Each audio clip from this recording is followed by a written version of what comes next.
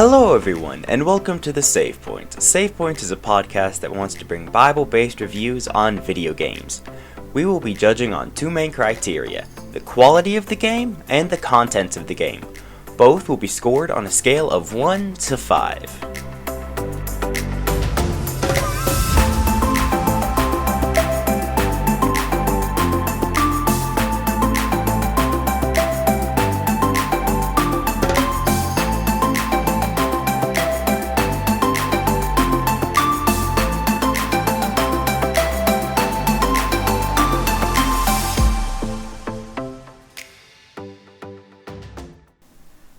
Today's game we are going to be looking at is Halo Combat Evolved, also known as Halo CE.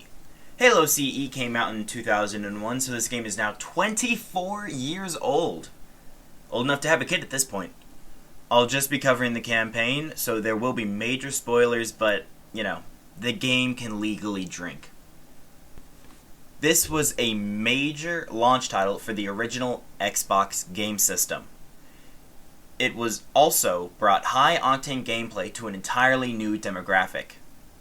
Previously, a lot of first-person shooters and similar games were only available to people with strong computers and enough time and mind power to bug fix them. For an entire generation, Halo CE was their first huge video game. It's truly beloved and such an enjoyable experience in 2025. Now, I will just be covering the campaign from Halo CE here. You play as the Master Chief. He is a Spartan. In this world, a Spartan is a cyborg super soldier engineered to defend humanity. And he is needed because humans are in a war and losing. The year is 2552, and one of Earth's spaceships has just run from the destruction of a colony called Reach. The Pillar of Autumn comes out of slip space next to a giant ring.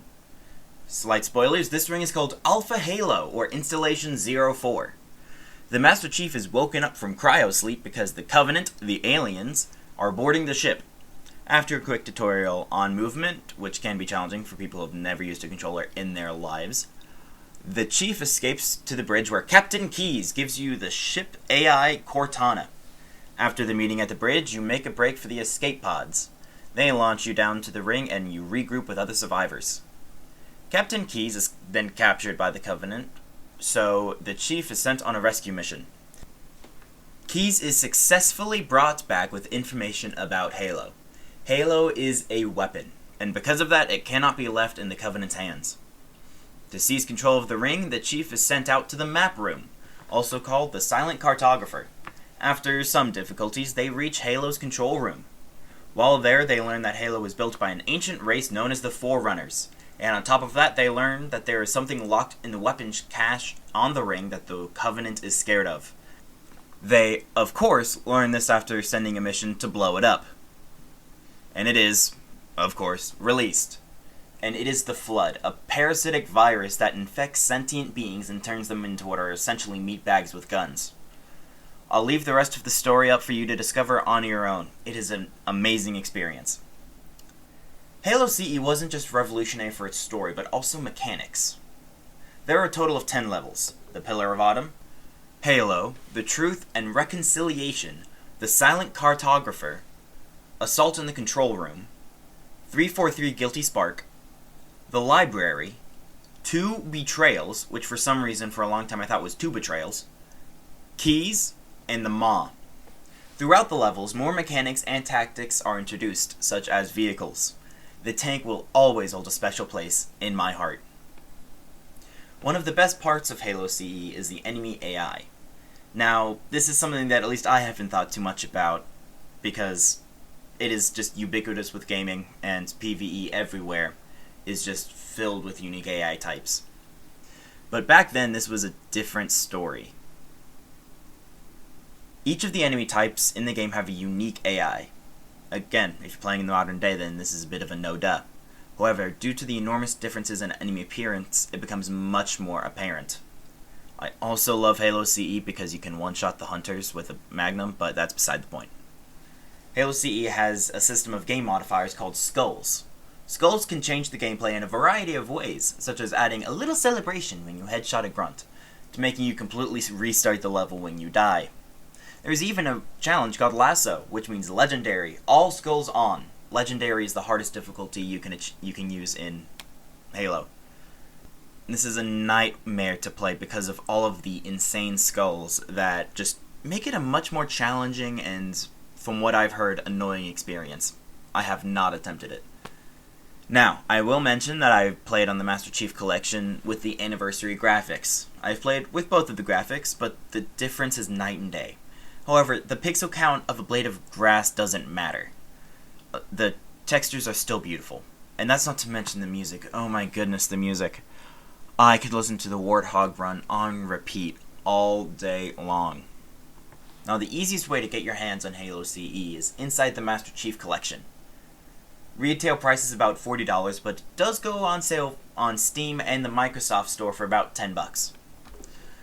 Now on to the rating. For quality, this game is just well built. Solid story, solid mechanics, solid graphics, especially for 2001. And again, there are anniversary graphics with the Master Chief Collection. But since the game just retextures, there's no real change in gameplay. When you switch from one to the other, you just press the tab key on keyboard. I don't know what you do on controller. The mechanics are solid and so much fun. The difficulty settings are fair, but still challenging. And so no matter your skill level, you're still going to have a challenge and a really fun time. As for cons, I did run into a few different technical issues. The largest was during the mission Truth and Reconciliation. Triggers to open doors were consistently just not happening after I completed an area. And because of this, I still haven't finished the level after several attempts. So for an overall quality rating, I gotta give it a 4 out of 5. Which, for a game from 2001, very good. For content, unfortunately there is very little that can be said for the content of Halo Combat Evolved from a Christian perspective. It's a shoot-'em-up game with blood and a rewritten zombie outbreak. Cortana's model in the game is questionable, to say the least, and there is language throughout. There's not any message of Christian values or truth, despite the name of some of the levels, or any redeeming qualities in the story. You just blow stuff up and leave. So for a content rating, I gotta give it a 1 out of 5. So for an overall rating, this Halo Combat Evolved gets a 2.5 out of 5. As for my personal thoughts, I really enjoyed this game. It's so much fun. And I will say I played Halo Reach first, but Halo CE was next up on my list. I also respect it for its place as a forerunner in the first-person shooter genre. It is a very solid game, but it's rated M for a reason. Well, that about sums up this episode of The Save Point. I hope you all have enjoyed this episode and found its contents helpful. The Discord link is in the description. Thank you all for listening, and may the Lord bless you and give you peace.